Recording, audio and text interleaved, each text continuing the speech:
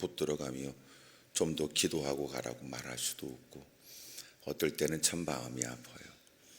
어떨 때는 갑작스럽게 쏟아지는 비를 맞으면서 가는 모습들, 또 그렇게 눈길에 조심스러운 발을 내딛고 또 가는 모습을 보면 은혜를 받았을까, 좀 뭔가 하나님의 도움과 은혜를 입었나, 이런 생각이 늘 앞섭니다.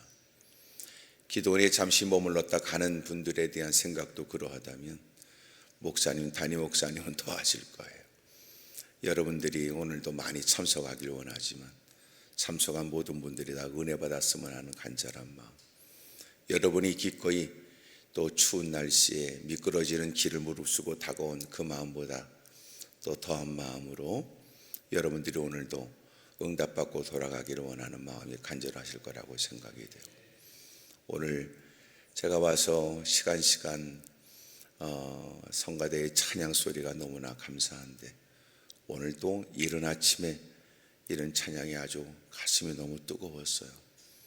거기다가 또 제가 좋아하는 또 찬양이니까 더욱 좋았어요. 뒤에서 앉아서 이런 마음 들었어요. 우리가 가는 곳곳마다 봐라, 이곳은 하나님이 통치하시는 땅이다. 이곳은 하나님의 예배를 받으셔야 될 장소다.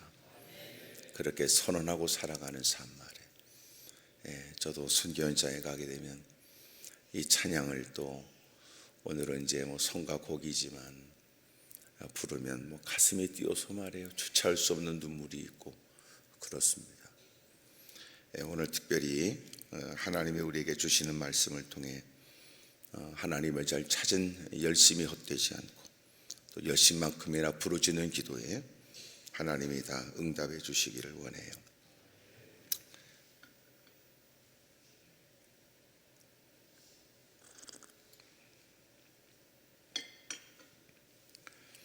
어머니와 함께 첫 장자의 복을, 두 번째 차자인 야곱이 복을 또 기도를 받게 하고, 그래서 리브가는 야곱을 외삼촌 라반의 집으로 보내면서 다시는 자기 아들을 보지 못하게 되는 안타까운 일이 되지만, 하나님께서 이미도 아이를 가졌을 때 하여튼 첫째가 둘째를 섬기게 된다는 그 말씀 때문에 인위적 생각들이 앞서게 되므로, 그래서 결국은 아버지를 속이게 되고, 아버지가 세상을 떠나기 전 축복 기도를 첫째 아들 에서가 받아야 되는데 둘째 아들 야곱이 받게 되고, 그 일로 인해서 흥분하여 동생을 죽여버리겠다고 하는 얘기를 듣게 된 리브가는 급하게 야곱을 외삼촌 라반의 집으로 보내야 했고, 그렇게 그곳에서 보낸 세월이 약 20여 년의 시간이 지나게 되어서 그가 드디어 하나님이 들려주시는 그 베델이라는 곳으로 하나님이 다시 돌아가라고 하나님이 만나주신 곳, 스스로도 서원했던 곳, 그곳으로 돌아가라고 말씀하시므로 그가 자녀들을 데리고 원치 않게 결혼한 두 여인을 데리고 그리고 베델로 가게 됩니다. 가는 길이 녹록치 않지요. 왜냐하면 외삼촌 라반이 보통 사람이 아니고 그를 그냥 곁에 두고 그의 노동력을 착취하면서 살아왔던 그가 마침내 하나님의 음성을 듣고 가려고 하는 일에 결코 놔줄 리가 없어서 몰래 야반 도전을 하게 되는 거예요. 자기 아내들도 그에게 동의를 하고 자기 아버지가 못되고 나쁘다는 것을 알고 하나님께서 그를 다시 베델로 부르신다는 그 말씀에 응하여 옮기는 발걸음에 다 함께합니다. 그러면서 제일 먼저 급고해야 될 것은 외삼촌 라반의 손에서 벗어나는 건데, 하나님께서는 손을 뻗어 잡힐 만한 곳에 다가가자 하나님은 그가 만나기 전날 밤 그를 건들지 못하도록 하나님이 엄하게 외삼촌 라반을 꾸짖습니다. 그래서 만나 너의 조상 너의 아버지의 하나님이 내게 말씀하셔서 내가 너를 해야 할 힘은 있으나 너를 가도록 놔둔다. 그리고 우리 집에 있는 우상은 왜 가져갔냐, 이런 시비거리가 있게 되고, 하나님께서는 그를 외삼촌 라반의 손에서 벗어나게 하죠. 하지만 그가 또 넘어야 될 큰 산이 있었는데 자기가 속였던 형을 만나게 되는 일이에요. 형에서의 만남은 그에게 아주 무척 두려운 일이었어요. 32장 7절에 보게 되면 그의 심경을 그렇게 표현하는데, 야곱이 심히 두렵고 답답하여 자기와 함께한 동행자의 양과 소와 낙타를 두 떼로 나누고 그랬어요. 그러니까 그는 무척 심히 두렵고 또 두려운 처지에 놓이게 됐어요. 그가 기도도 했던 모습이 성경에 또 11절에도 기록되어 있어요. 내가 주께 간구하니 내 형의 손에서 에서의 손에서 나를 건져내시옵소서. 내가 그를 두려워함은 그가 와서 나와 내 처자들을 칠까 겁이 나기 때문입니다. 그러니까 형의 에서를 만난 피할 수 없는 그런 형편이 됐어요.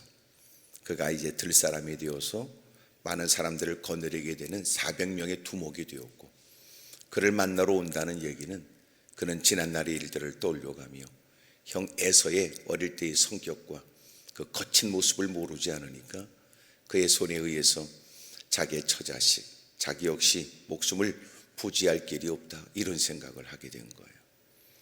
그는 너무너무 두려웠어요. 그래서 나름대로 조치를 취하여 그에게 예물을 앞서 보내게 되고 또 두 떼를 나누고 나름대로의 방법을 찾았습니다. 그럼에도 불구하고 여러분, 그 두려운 마음을 떨쳐낼 방법이 없죠. 그런 중에 오늘 24절에 보면, 23절, 22절에 보면 밤에 일어나 두 아내와 두 여종과 여러 아들을 인도하여 야복나루를 건넜고 그들을 인도하여 시내로 건너가게 하며 그의 소유도 건너가게 하고, 이제 24절에 그는 이 야복나루에 있게 된 것 같아요. 야곱은 홀로 남게 되었고, 그리고 그 밤 그는 그냥 짧은 잠이라도 자기가 어려웠어요. 그리고 그는 하나님께 기도합니다. 성경이 야곱과 씨름하다가 이렇게 나왔는데, 이거는 호세아서의 12장에 보게 되면 3절 4절에 울면서 기도했다 그래요. 그는 하나님께 울며 불며 매달렸던 거예요. 그러는 중에 하나님께서 그의 기도에 응답해 주셨어요. 오늘도 하나님이 주시는 응답과 은혜가 있길 바랍니다. 하나님께 드린 기도에 하나님이 야곱에게 주신 세 가지 응답이 있어요. 그 첫 번째가 뭐냐 하면 27절, 28절을 읽겠습니다. 시작. 그 사람이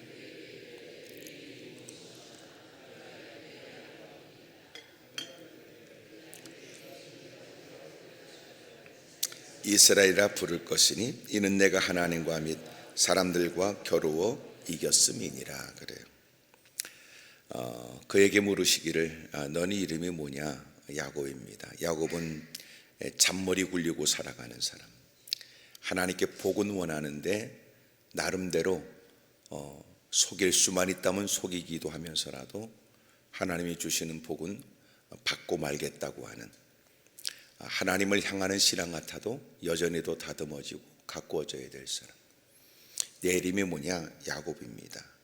그랬는데 그는 지금 왜 기도하냐면 심히 두렵게 하고 또 자신의 모든 것들을 약탈하고 또 자기의 생명도 해할 수 있는 에서 때문에 기도하잖아요. 그런데 간절히 기도했더니 하나님이 뜬금없이 내 이름이 뭐냐고 물어보셨고, 야곱이라고 하는 그에게 이름을 바꿔서 너는 이름을 이스라엘이라 하라 그랬어요. 이름이 바뀐 거죠. 우리가 하나님께 엎드려 기도하면 하나님이 우리에게 주시는 응답 제일 첫 번째가 뭐냐면 나를 바꿔주는 거예요. 내가 달라지는 거예요. 우리는 누군가가 달라져야 이 문제가 해결된다고 생각을 해요. 누군가의 변화가 있어야 내가 좀 더 이 고통과 어려움으로부터 면할 수 있다고 생각을 하죠. 그러나 정작 하나님께서는 간절한 그의 기도에 그를 먼저 변화시켜요. 생각이 달라져도 세상이 달라질 거예요. 여러분, 보는 시선만 달라져도 달라져요. 앉는 자리, 마음의 태도, 생각, 이것만 달라져도 세상은 다를 수 있어요. 그래 하나님이 먼저 주시는 응답은 그의 자신이, 그 자신이 달라지게 해요. 어떤 분이 기도원에 올라왔는데 그분은 아들 때문에 눈물을 쏟으시는 분이었어요. 남편은 일찍 세상을 뜨게 되고 홀로 어린 자식을 키우고 자식은 잘 장성했고 그리고 직장 생활도 잘해요. 근데 직장 생활하면서 자꾸만 늦은 귀가에 아이가 술 취하고 들어와요. 음주운전도 했어요. 경찰서에서 전화도 와요. 여러분, 이것 때문에 여러분 그 집사님은 그 아들이 들어올 때까지 잠을 편하게 못 주무시죠. 하나님께 엎드려 기도하기로 했어요. 자기의 사정을 토로하고 하나님께 오열하면서 기도했어요. 남편 없이 홀로 키운 자식, 이제는 좋은 가정을 꾸리길 원하는 마음에 열심히 지금까지 돌봐 주신 하나님을 은혜를 감사하고 뭔가를 기대하는데 이게 웬일입니까? 그래서 하나님께 눈물을 쏟고 기도하는 중에 어느 날 그러시더라고요. 목사님, 제가 아들 때문에 기도하는 거 아시죠? 근데 하나님이 제게 응답을 주셨어요. 이제 보니까 아들의 문제가 아니라 제 문제더군요. 그러더라고요. 내 문제더군요. 하나님은 아들을 통하여 나를 가꾸시길 원했고 하나님은 아들을 통하여 내 허물과 부끄러움을 알게 하셨습니다. 하나님이 우리의 간절한 그 기도에 제일 먼저 응답은 나 자신을 보게 하는 거예요. 그리고 내가 고쳐야 될 것을 알게 하는 거지. 때로는 내 짧은 생각을 고쳐주고 좁은 시야를 넓혀주고 또 시각에도 변화도 있게 하고, 우리는 누군가의 그릇된 행동 때문에 분노하지만 때로는 하나님이 우리의 마음 가운데 은혜를 줘서 그런 그들을 긍휼히 여기는 마음도 갖게 하세요. 달라지지 않는 환경이지만 그가 달라지니까 이제는 지옥 같은 가정이 천국 같은 가정이 되기도 해요. 우리는 왜 아멘을 잘 못하느냐? 새벽이기 때문에 그럴 수도 있지만 또 여러분 앉아서 눈길을 걸어오면서 그리고 이제는 예배가 끝나면 눈이 계속 쌓였을까? 이 생각을 굳이 할 건 없어요. 이 시간은 하나님이 주시는 은혜를 사모하셔야 되고 주님이 주시고자 하는 것을 누리셔야 돼요. 여러분, 하나님께서 우리에게 주신 응답은 그래서 두 가지예요. 하나는 그 사람이 달라져야 되는 것, 그래서 하나님께 기도했던 그 사람의 변화. 또 하나가 뭐냐면 그 사람이 달라져야 집구석이 달라지거나 그 사람이 달라져야 그 문제가 해결된다고 생각하는 그에게 무엇보다 내 자신이 먼저 달라져야 될 존재라는 걸 깨닫게 되고, 그래서 내가 달라지는 거예요. 그래서 어떤 분은 목사님, 기도는 하는데 답답합니다. 기도는 하는데 응답이 없습니다 라고 하는 대부분의 사람들은 사실은 이미 자기가 응답에 대한 방법, 응답에 대한 그 어떤 것을 이미 정해놔서 그래요. 그래서 뭔가가 내가 원하는 대로 달라져야 이것을 응답이라고 여기는 거죠. 근데 주님은 그 모든 것들을 면밀히 아시고 무엇이 내게 유익되는지를 모르지 않는 주님이 우리에게 그것에 대한 정답으로 무엇이 우선순위고 어떤 것이 가장 큰 문제가 되는지를 알게 하시는 거거든요. 근데 그게 싫어. 그게 어쨌든 그놈이 달라져야 될 뿐이고 그 사람이 달라져야 될 뿐이라고 우리는 생각하니까. 그래서 우리가 하나님의 능력을 믿는다고 하는 것은 참 조심스러워요. 내가 하지 못하는 일을 주님이 하신다고 하는 하나님의 능력도 믿어야 되지만 하나님의 방법도 믿어야 되고 하나님의 때도 믿어야 돼요.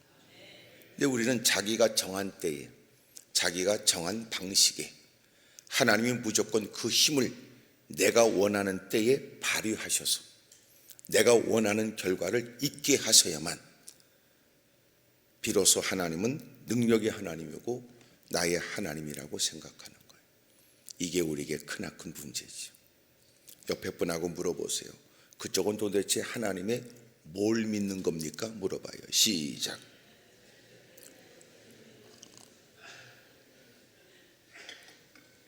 하나님을 믿어야 되는데 자기가 믿고 싶은 것만 믿기 때문에 그래요.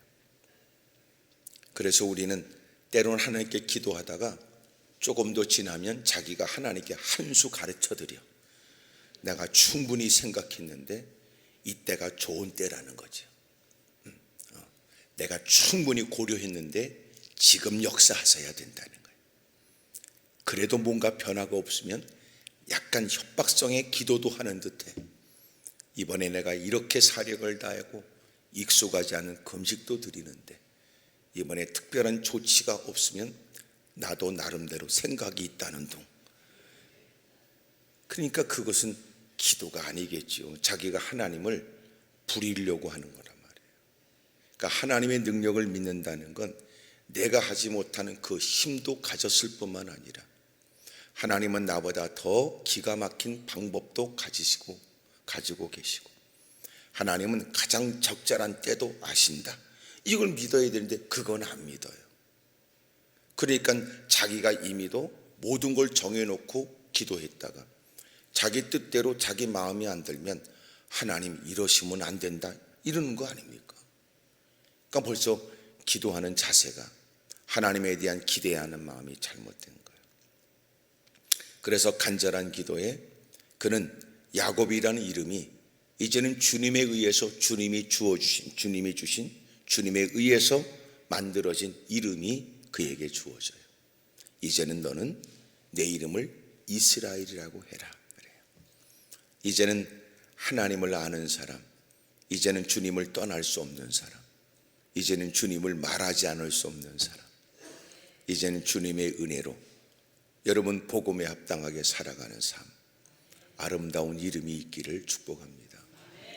전도서에는 우리가 보배로운 기름을 위해 사는 것보다 아름다운 이름을 위해 살아야 된대. 보배로운 기름은 세상의 물질에 대한 것이라면 아름다운 이름은 하나님을 섬기면서 세상에 선을 행하고 가는 곳곳마다 하나님이 의식된 바른 삶을 통해 많은 사람들에게 인식되어지는 그의 새로운 이미지예요. 여러분 교회 안에서는 기도 많이 하는 사람, 새벽 기도가 끝나고 나서 끝까지 가장 남아있는 사람, 그 굳은 일에 앞장서는 사람, 전도하는 일을 무엇보다도 자기의 사명으로 하는 사람, 하나님이 기뻐하는 일에 서슴없이 앞장서는 사람 등등의 사람과의 교제, 교회 생활을 통해 누군가에게 각인되어지는 그의 이미지도 있는 거예요. 떠오르지 않게 되면 우리는 그의 특징적인 것을 말할 수 있어요. 왜 그분 있잖아, 늘 그렇게 일찍 나와서 그리고 헌신하고 섬기는 분, 그분 있잖아, 그저 굳은 일에 그리고 누구보다 앞장서 기도하는 분, 뭐 이런 분들. 그러나 그런 분들만 있는 건 아니더라고.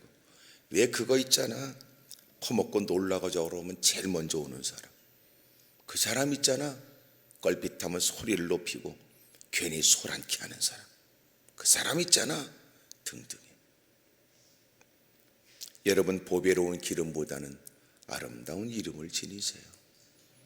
그러니까 여러분 소위 말해서 본래 주어지는 이름은 부모가 자식에게 더 좋은 날이 있길 원하여 지어진 이름이지만, 그러나 실상은 우리가 살아가면서 사람들에게 각인되어지는 생활 가운데 만드는 이름들이 있다고요.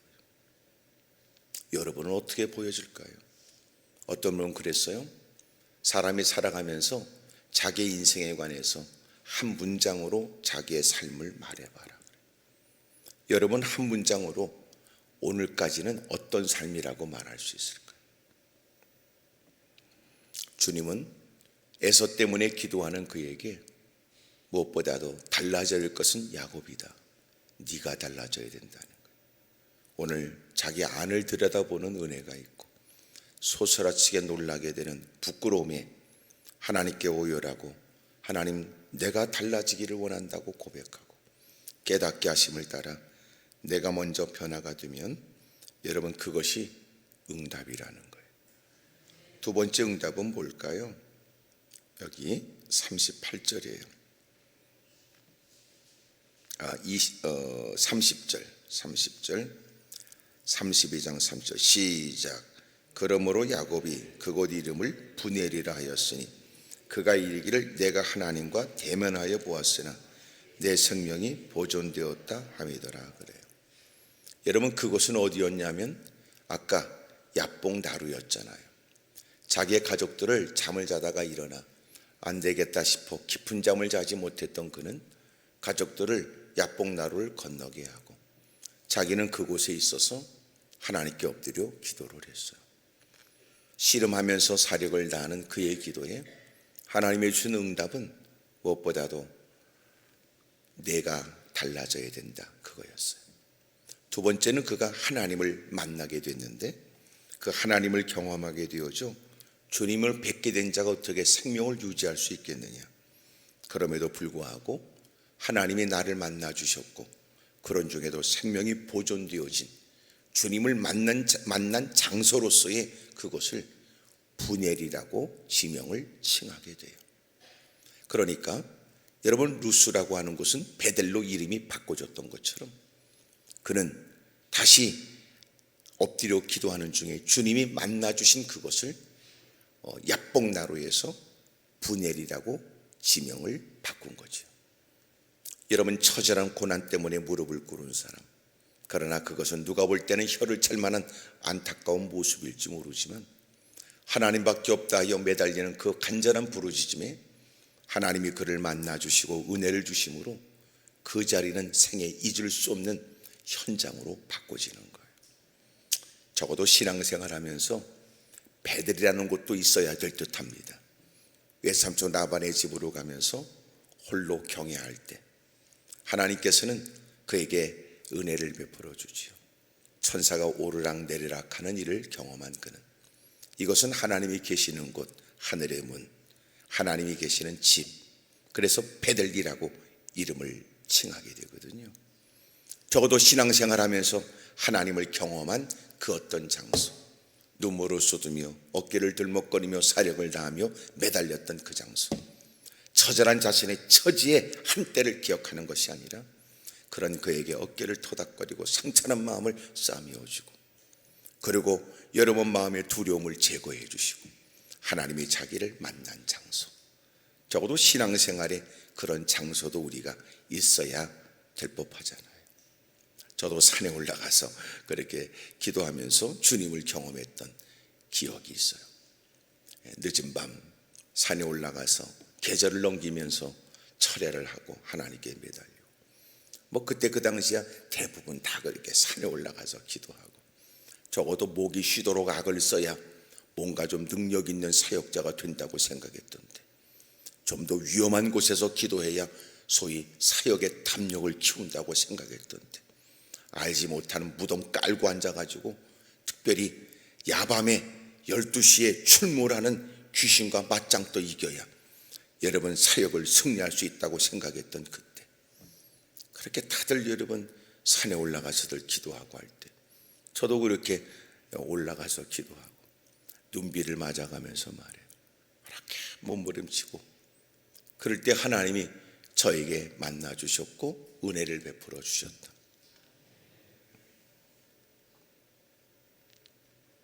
그러면서 하나님이 많은 일들을 경험하게 하고 또 은혜를 주셨다.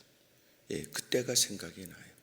어느 장소 그러면 그때 이렇게 생각이 나고 산기도 그러면 여러분 우리 기도원 뒷산에 올라가서도 기도도 했지만 그래도 무엇보다도 그곳이 먼저 떠올라져. 때로는 어떨 때는 나 다시 그곳에 가서 그렇게 기도해야 되는데 이런 마음을 갖기도 합니다. 여러분 적어도 신앙생활하면서 주님을 경험했던 그 어떤 것 그때처럼 내가 기도했던 적이 없다라고 잊을 수 없는 기억의 장소들 그것은 우리의 신앙생활에 큰 힘을 주기도 해요. 어떤 목사님은 사역에 힘들 때면 시골교회 오래전에 시골교회로 그러고 가곤 했다고 그래요. 삐걱거리는 마룻바닥이 있는 시골교회 거기서 그분이 자기가 하나님께 자신의 삶을 드리겠다고 서원했던 장소래요. 여러분 때로는 목회가 녹록지 않지요. 다 힘들고 어려운 일을 다 표출할 수는 없잖아요.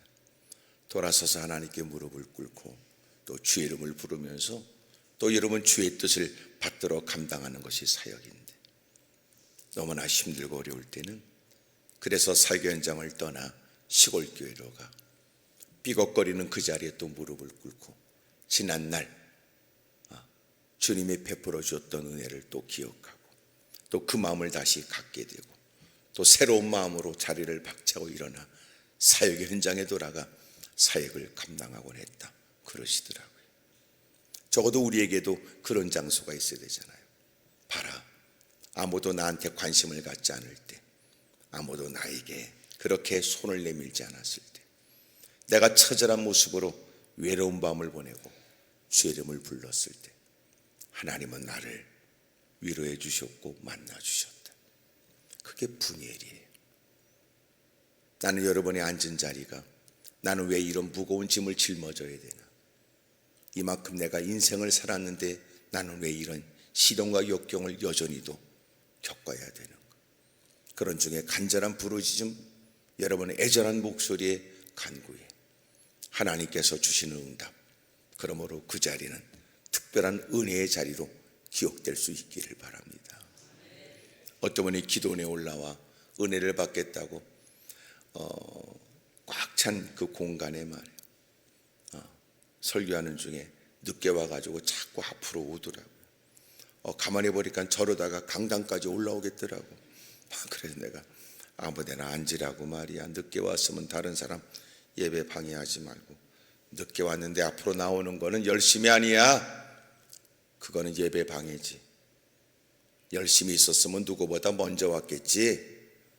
그러니 남들 다 예배를 드리고 집중하고 설교를 했는데 자꾸 사람의 이목을 끌고 앞에 나오는 건 바르지 않지. 아무데나 앉으라고. 그래서 그 남자분이 나오다가 중간에 털퍽 주저앉았어요. 그리고 예배를 마치고 그 다음에 그 다음 날이었어요. 다음 날도 그분이 올라오셨더라고요. 그분이 저를 만나서 그래요. 목사님, 어제는 죄송했습니다. 제가 목사님의 더러운 성질을 모르는 건 아니라 나오다가 걸리면 또 한마디 듣겠다 이런 생각이 들기는 했지만 그래도 자기가 앞으로 나오려고 했던 이유는 지난날 온몸이 다 그저 종합병원인지라 그래서 하나님의 은혜를 잊겠다고 그리고 앞자리에 앉아서 열심히 사력을 다하여 은혜를 삼하는 중 하나님의 각별한 은혜를 줘서 또 치료도 받고 은혜를 입어 그래서 자기가 그 자리를 잊을 수가 없다는 거예요. 그날도 무슨 일이 있어서 여러분 응답받아야 될 기도의 제목을 가지고 올라왔는데 그 자리 자기가 자리를 치료해 주신 그 자리. 그래서 이왕이면 내가 나가다가 욕은 퍼질러 먹겠으나 그 자리 응답받겠다고 올라왔으니 지난날 응답해 주셨던 그 자리, 여러분 하나님께서 내게 역사해 주셨던 그 귀한 자리, 그래서 그 자리로 욕을 퍼질러 먹으면서라도 나오겠다고 나오다가 걸려가지고 어쩔 수 없이 아쉬운 마음에 그 자리에 쭈그리고 앉게 되었으나 결론은 그런 중에도 하나님이 사모하고 갈급해하는 나를 불쌍히 여겨주셔서 은혜를 주셨다, 이제 그런 얘기였어요. 그러니까 우리에게는 잊을 수 없는 그런 자리가 있잖아요. 어떤 목사님이 교회가 너무 어려워서 토요일마다 올라오셨던 분이 있어요. 그래서 빛을 가득 찐 교회 장부 빨간 색깔로 아주 불타는 그 장부를 가지고, 교회 장부를 가지고 기도원 뒷산에 그리고 평평한 바위에 올라가 그걸 딱 펴놓고 마치 아수르 군대에 사내립이 보낸 편지를 히스기야가 내놓고 기도하듯이 딱 펴지고 손끝에 침 발라가면서 넘겨가면서 하나님 보시옵소서, 이렇게 교회가 이렇게 어려운 지경에 하나님 교회에 은혜를 주십시오. 이렇게 빚을 지고 어려운 처지에 있는 교회에 은혜를 달라고 그렇게 토요일마다 올라오셔서 기도하더니 하나님이 응답해 주셔서 빚의 문제를 다 해결한 거예요. 그래서 그분이 그러시더라고, 자기는 그 바위를 계산바위다 이렇게 얘기한다는 거예요. 그 모든 복잡하고 어려운 빚의 문제를 해결한 계산바위 이랬어요. 제가 여러분 열심히 기도하면 하나님이 그렇게 응답해 주지 않냐고, 그래서 신앙을 독려하고 기도에 힘을 북돋으려고 설교 중에 했던 그 얘기, 어떤 분이 예배를 끝나고 나니까 목사님 그 계산바위가 어디 있습니까? 그러더라고. 그래서 내가 얘기한 건 당신이 계산바에 가서 기도하면 당신의 그 복잡한 빚의 문제라든지 물질의 문제가 해결된다는 얘기가 아니고, 네가 그토록 사력을 다하여 기도하면 네가 앉은 자리도 소위 계산바위가 되고 그 앉은 자리도 잊을 수 없는 은혜의 자리가 된다는 얘기가 아니었냐? 내가 그 얘기를 부연 설명을 해야 했단 말이에요. 여러분, 간절히 기도하는 중에 그 자리가 다 은혜의 자리가 되고 복된 자리, 잊을 수 없는 현장이 되기를 주의 이름으로 축복합니다. 간절히 기도했더니 하나님의 야곱의 이름은 이스라엘로 바꾸시고 야복나루에 여러분 두렵고 떨리는 마음으로 몸부림치는 그의 기도에 하나님은 그것은 하나님이 만난 장소, 하나님께서 그 모든 일을 책임져 주시겠다고 하시는 주님이 응답하신 귀한 은혜의 장소로 바꿔진 거예요. 그래서 그것을 분이엘이라고 칭하게 된 겁니다. 세 번째, 하나님께 드리는 간절한 기도의 33장 4절, 드디어 에서가 야곱이 에서를 만나게 됩니다. 4절 시작.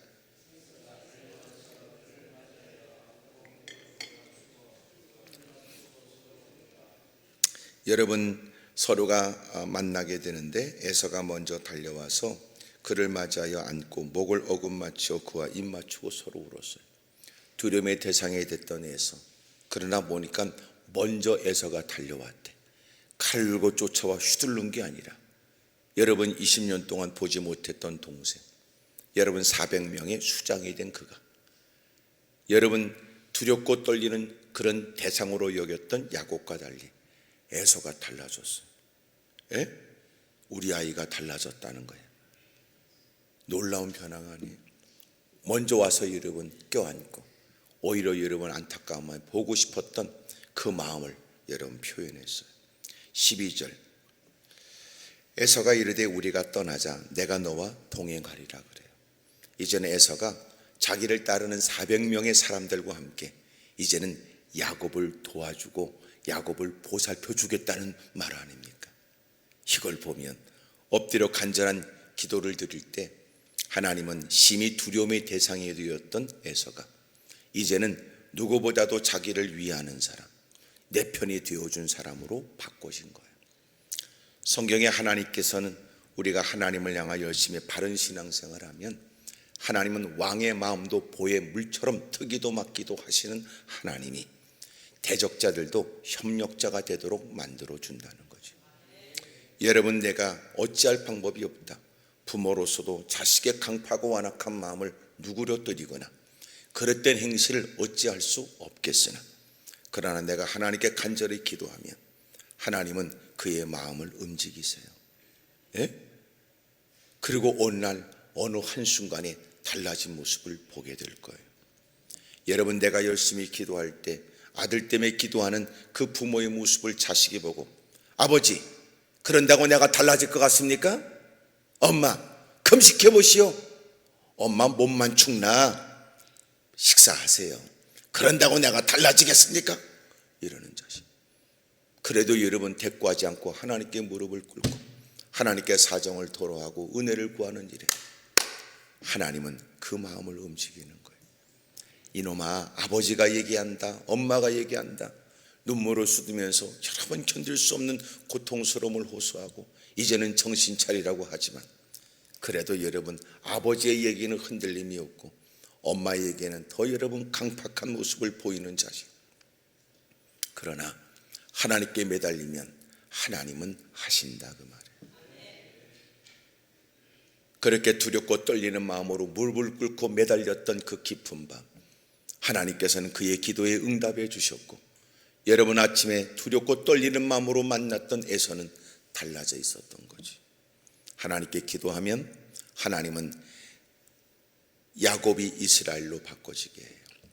야복나루가 여러분 분이엘로 바꿔지게 해요. 두려움의 대상이 됐던 그가 이제는 자기의 앞잡이가 되고 도와주겠다는 사람으로 바꿔지게 된 거예요. 사랑하는 여러분, 나를 돕겠다고 하는 사람도 어느 날 내가 하나님을 등지면 그의 마음에도 변화가 일어납니다. 그리고 오히려 등진단 말이에요. 여러분, 사람과의 관계에 사람들을 신뢰하지 마세요. 하나님이 오직 우리의 유일한 신뢰의 대상이지, 사람은 사랑해야 될 대상일 뿐입니다. 하나님이 내게 베푸신 은혜를 쫓아 여러분 그들을 사랑하고 그들을 위해 주지만, 그러나 우리를 책임져 줄 분은 주님밖에 없어요.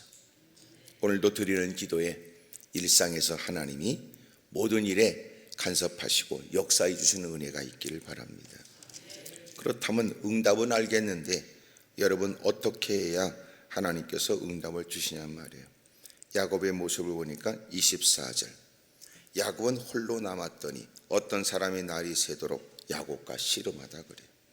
여러분 기도의 모습이 세 가지가 있는 거예요. 첫째가 뭐냐면 홀로 남아 기도했어요. 기도는 홀로 하는 겁니다. 신앙생활은 두 가지를 잘해야 되는데, 하나가 뭐냐면 우리의 신앙생활은 홀로를 잘해야 되고 더불어를 잘해야 되는 거예요. 하나님과 독대하고 앉아 하나님 앞에 자기를 살피고 하나님의 음성에 귀를 기울인다. 그러나 그는 기도 이후에는 더불어도 잘하죠. 사람과 화목하고 사람과 친밀하고, 여러분 사람들과 더불어 여러분 하나님의 거룩한 일에 한 마음이 되는 거예요. 근데 여러분 홀로만 하고 더불어가 없으면 이 사람은 정죄만 하고 다녀요. 홀로는 없고 더불어만 있으면 싸돌아다니기만 해요. 말만 많죠. 이 말 저 말에. 그러므로 언제나 바른 신앙생활은 홀로와 더불어가 균형이 있어야 된다고요. 무릎 꿇을 만큼 더욱더 분주하게 복음 증거를 위해 힘쓰고 주의 이름을 부르면서 보낸 시간만큼 삶의 현장에서도 하나님의 깃발을 흔들며 주의 뜻을 받드는 일에 열심히 있어야 되죠. 그런 중에 여기 홀로라고 하는 이 말은 뭘 의미할까요? 홀로, 이것은 진심으로 기도하는 거예요. 여러분 누구로부터 벗어난, 누군가를 전혀 의식할 필요가 없는, 여러분 아주 진솔해지는 것을 얘기하죠. 사람이 하루에 살아가면서 많은 거짓말을 하고 산다고 그래요. 그 거짓말도 우리는 하얀 거짓말, 검은 거짓말 등등으로 우리는 나누지만, 사실은 여러분 거짓말은 하나님이 좋아하는 건 아니죠. 그것은 우리의 마음 가운데도 늘 걸리는 일 아닙니까? 얼마나 사람이 위선적이고 거짓이 많은지, 자기가 쓰는, 자기만 보기 위해서 쓰는 일기마저도 거짓말로 쓴다 그랬어요. 예? 그래서 자기를 포장하는 일이 익숙하고, 여러분 언제나 그 거짓말이 우리에겐 친숙해져 있다고요. 그런 중에 홀로, 깊은 밤 홀로, 뭘 의미할까요? 이제는 누군가에게 보이기 위해서 애쓸 것도 없을 듯하고, 그 지경에 그저 나는 진솔하고 솔직하게, 가족들 앞에서는 가장이라는 이름 때문에 뭔가 주눅든 모습을 보일 수 없다는 허세도 있을 수 있을 때 가족들을 다 먼저 건네고 홀로 남아있는 그는 여러분 하나님께 기도해요. 홀로의 기도는 진심의 기도라고 말할 수 있잖아요. 여러분 진실을 토하십시오. 진심을 아뢰십시오. 여러분 주님이 원하는 건 그거거든. 어눌한 입술의 기도라도, 미사여구의 기도는 아니라도, 투박한 표현의 부르짖음이라도 주님께서는 그의 중심을 보시고 응답해 주시니, 그의 진실된 기도에 하나님은 자비를 베풀어 주세요. 그러므로 홀로 기도해야 돼요. 그렇다면 다수의 사람이 모이면 홀로 기도는 안 될까? 소위 골방 기도, 그것은 사람들에게 보이기 위한 기도 때문에 골방에 들어가서 주님이 기도하라고 하셨지만, 다수의 사람이 있는 곳에서도 하나님만 의식되어진 진실된 기도는 하나님이 응답해 주세요. 오늘도 같이 모인 이 공간에 여러분 주님 앞에서 주님과 나만이 있는 진실된 기도가 되기를 바랍니다. 그 다음에 뭐라고 되어 있어요? 24절에 홀로, 그 다음에는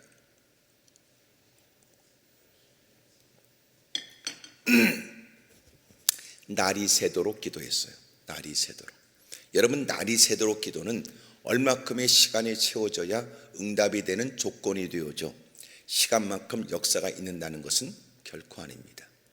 짧은 외마디 기도에도 주님이 당장 응답하기도 하지만, 때로는 같은 유의 문제를 위해서 기도하는 누군가의 기도는 응답되는데 때로는 내 기도는 더딜지도 모르죠. 확실한 건 여러분, 우리가 기도할 때 얼만큼의 기도를 해야 응답된다, 성경 그렇게 말하지 않아요. 자꾸만 그것 때문에 이방인들의 기도가 되고 중언부언의 기도가 될 수도 있어요.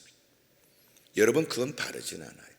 소위 방언 기도를 사람들이 원하는 건 더 많은 시간들을 그렇게 기도의 자리에 머물러 있는 방법의 하나로서 방언 기도가 있었으면 좋겠다, 이런 생각도 하지만 성경 어디에도 이것이 바람직한 기도의 자세라고 말하진 않아요. 여러분, 기도의 시간, 그것이 응답의 절대 조건은 아니라는 겁니다. 하나님이 원하는 건 중심의 기도였고, 그렇다면 날이 새도록 기도했다는 건 뭔 의미할까요? 이건 작심의 기도예요. 이 작심이란 말은 마음을 단단히 먹었다는 뜻으로 나는 하나님께 응답을 나는 꼭 받고야 말겠다라고 하는 마음이죠. 그래서 시작된 기도, 마침내 적어도 하나님이 주시는 응답은 하나님께서 여러분 그리스도의 평강을 우리에게 주시는 것이 기도하면서 주님이 주시는 우리의 응답이잖아요. 그리고 하나님은 실제적인 능하신 손길로 그런 일들을 목격되기도 하시거든요. 적어도 내가 엎드려 기도하면 더 이상 그 문제는 내 문제가 아니라 하나님 문제로 넘겨져야 되잖아요. 그러므로 엎드려 기도하되 작심하여 하나님, 저는 이 일에 관해서 내가 마음에 하나님이 주는 평화를 얻고서야 나는 일어나겠습니다. 나는 이 기도에 관해서 하나님이 구체적으로 제 마음에 확신을 주실 때까지 저는 그냥 멈출 수는 없습니다. 이게 작심의 기도였고, 그렇게 기도하면서 드디어 날이 새도록 기도하게 됐다는 거였어요. 그러므로 날이 새야만 응답된다는 말이 아니라 나는 응답을 받아야만 돼, 나는 하나님께 매달려 하나님의 응답을 받지 않으면 안 돼, 그런 마음으로 기도했다는 거죠. 여러분, 기도를 왜 해요? 응답받겠다는 마음으로 시작된 기도라면 응답이 목적이 되어져 피곤, 고단함, 계절을 넘겨가면서라도 하나님께 매달리는 작심의 기도가 우리에게 필요하단 말이에요. 하나님은 그에게 드디어 응답해 주시지요. 어떤 교회에서 교회를 짓는데 글쎄 땅을 파서 그리고 물을 뽑아내서 그리고 건축하는데 물을 써야 되겠다 그랬는데 땅을 파도 물이 안 나와요. 두 사람의 업자가 왔는데도 아무리 밑에다 관을 박아도 물이 안 나온답니다. 한국에 특별히 은혜가 뭔지 아세요? 대한민국처럼 땅에다 박으면 물이 나오는 나라가 많지 않다는 거예요. 그런데 우리나라는 땅에다 박기만 하면 물이 나오잖아요. 은혜래요. 근데 이미 하도 여러분 지금까지 파먹고 대충 여러분 메꾸지 않아서 다 오염돼 버린 거죠. 모든 나라가 다 그렇게 땅을 파서 물이 나오는 게 아니래요.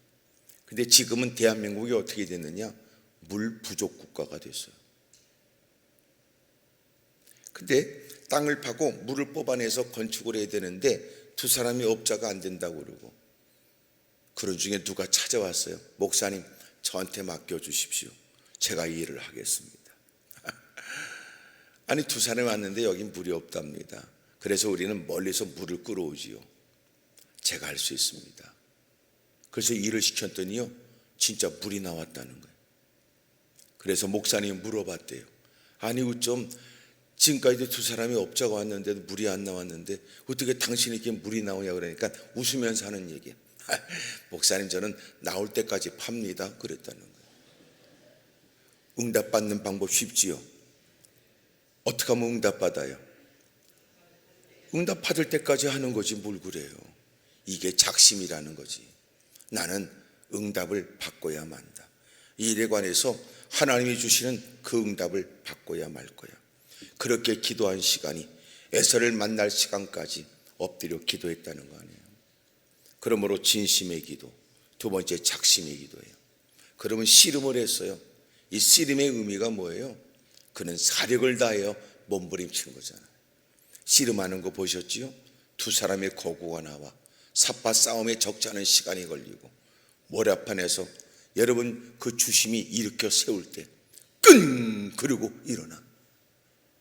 그리고 서로가 여러분 막 흥분 속에서 서로가 긴장 속에 삿바 싸움을 하고 당기고 밀고 들고 하는 일에 온몸에 땀이 피어도 타더라.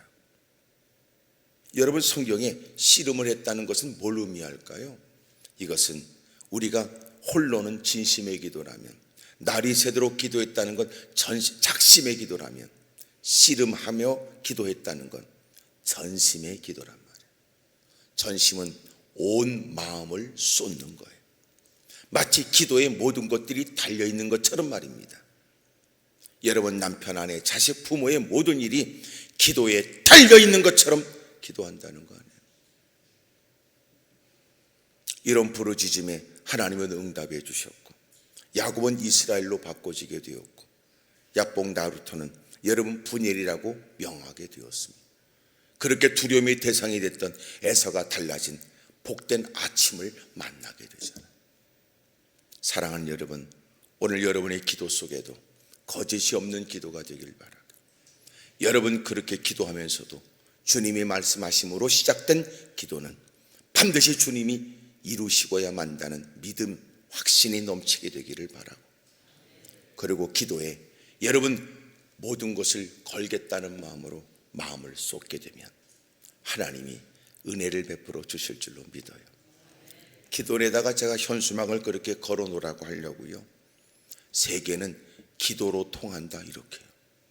로자를 요새 많이 쓰는 방식처럼 길로자 한문으로 써서요. 세상은 길로, 기도로 통한다. 제가 그렇게 써놓으라고 그러려고 그래요. 여러분, 기도하면 그 어느 곳에서도 통한다는 거 아닙니까? 세상은 이렇게 저렇게 막혀도 기도의 길은 다 열려 있거든요. 기도하면 됩니다. 이곳에서 드리는 기도에 하나님은 그곳에서도 역사해 주시죠. 기도로 시작하는 하루, 오늘도 복된 날 되길 바라고, 기도하겠다고 결심하고 모처럼 나온 날 눈까지 왔다는 건 길이 미끄럽다는 생각보다는 하나님이 내게 복 주시려고 그러는 것 같다, 응답 주시려고 하시는 거 아니겠나, 그런 마음으로 또 기대 속에 주의 이름을 부르게 되기를 주의 이름으로 축복합니다. 할렐루야. 찬송.